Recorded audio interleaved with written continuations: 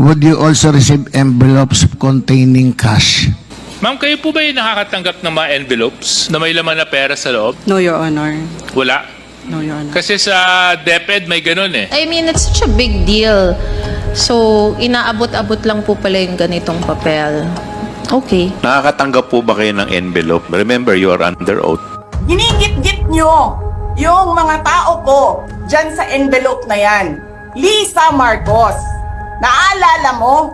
Nagpadala ka sa akin ng video? Sinabihan mo ako saan kukunin ang pera. Pinakita mo ang muka ng tao doon sa video message mo. You sent me written instructions about money, millions a month. Anong nakalagay doon sa envelope? DepEd! Anong ginawa ko? Binigay ko sa DepEd! Wala ka kang posisyon sa gobyerno, namimigay ka ng pera ng gobyerno eh. Sasabihin nyo sa mga tao, nakaw yan, confidential funds yan. Niwala nga kayong isang proof na confidential funds yan.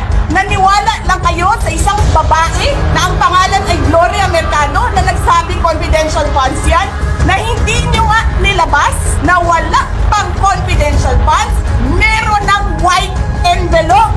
Attorney Vic, you've worked with the first couple before as Executive Secretary. Do you think there's basis for what VP Sara is saying? Attorney Karen, yan ang mas malaking storya. Yan ang dapat imbestigahan, yung pamimigay ng pera. Yan ang sinabi ko maraming nakikialam sa Malacanang at yun nga rin ang ating sinasabi, iisa lang ang may mandato maging Pangulo. At maraming gusto maging Pangulo, wala namang mandato. It's exactly what I think the experience of Vice President Inday Sara.